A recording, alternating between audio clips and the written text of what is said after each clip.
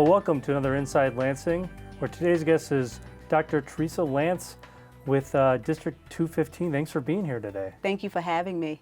And I know that we had you here a year ago. You were just new, you barely even started the position. Right. And now you've had a whole year to go through and be the superintendent for District 215.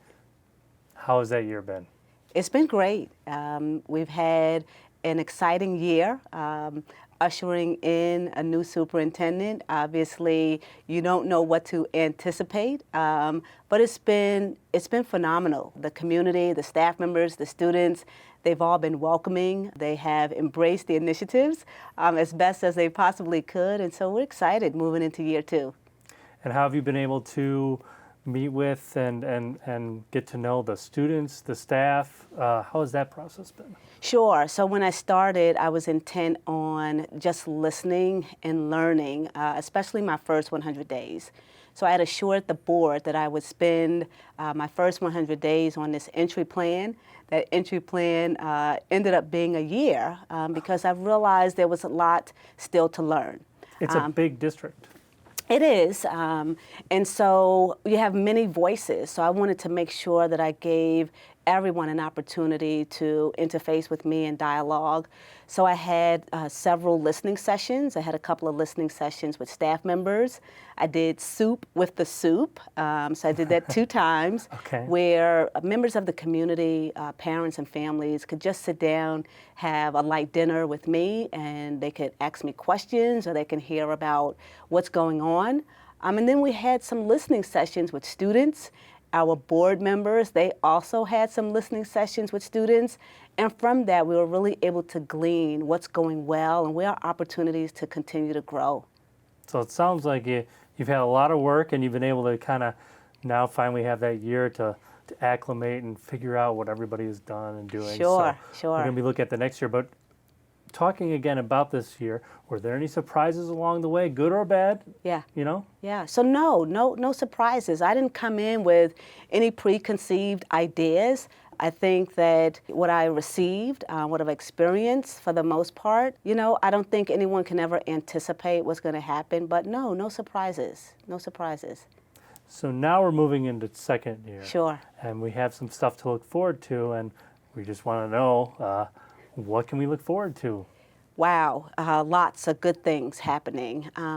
So many things that I'm excited about. One in particular really wraps around curriculum, teaching and learning. So what I talked about coming in is that really working to sort of change that landscape for our students. And so our teachers have been just phenomenal. We are engaging in a curriculum rewrite, which will be a multi-year phase-in project. And what is a rewrite? Sure. So our teachers, it started spring semester, and they'll be working throughout the course of this year, rewriting a couple of our curriculum documents, so math, English, and science. And as they're working on rewriting those, we'll have another group come in and they'll start rewriting theirs. So for example, English 1 and English 2 or English 9, English 10, those are underway, and then we'll get started with some of our other documents. So we're excited to finally have something underway to introduce to our students moving forward.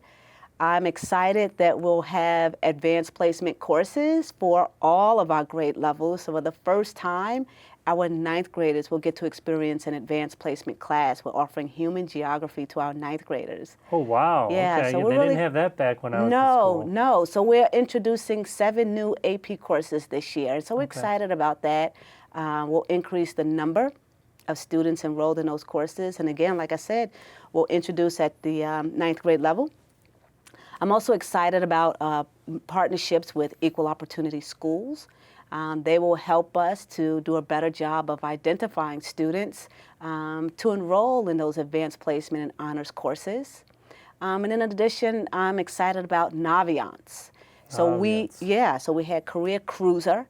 We'll no longer use that platform. We're going to go to Naviance, which is a more robust platform to help our students. So what is Naviance? I don't even know what that is. I mean, you're just saying that word, and I don't even know what that word is. Yeah, so it's about college and career. So making sure that as our students enroll in high school, they will start planning out. And we recognize that our students will change as they get Yes. older. Their decisions will change. Their career and college interests or military interests will change.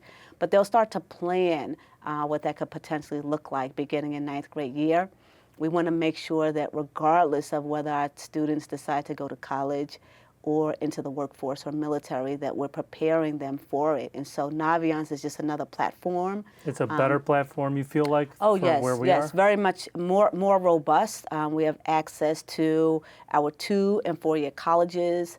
We'll be able to keep track of our students who apply, their financial aid applications. Our parents will have access to it. So we're really excited about just everything that's going on in our district this year.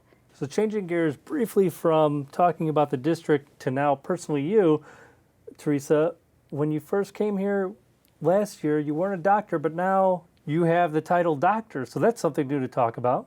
I am, and that was a long process. I had stopped. So for anyone who's watching out there, I think the key is not to give up. So longer than I wanted it to last, but yep. So when I arrived here in the district, I was in my final 2 chapters, and so it was just a matter of pushing through and then defending that dissertation. So my work was around the impact on ninth grade academy on African American males who were successful in moving to the 10th grade on time. And my study really was different than other studies because I took into account student voice. I only interviewed students, African American males, for this study, and that had never been done. Yeah. And what did you find out? Oh, you have to read it to find out.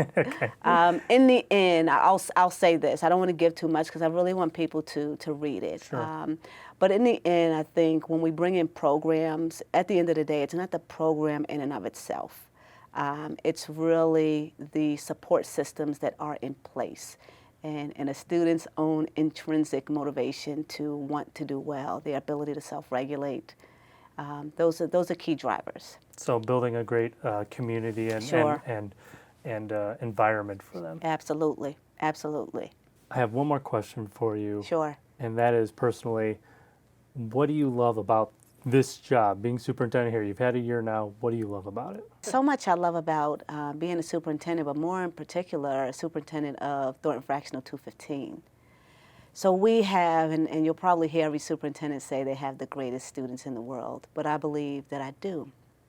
We have students who give back regularly and often to the community.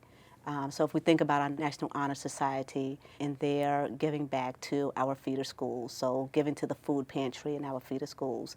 We have the partnership with First United Methodist Church where the parishioners give back to TF South every Wednesday. We have great parents, we have great families. I have staff members that just persist and want the absolute best. But I'm just excited to be here. There's so much potential, and we're actually seeing that come to fruition.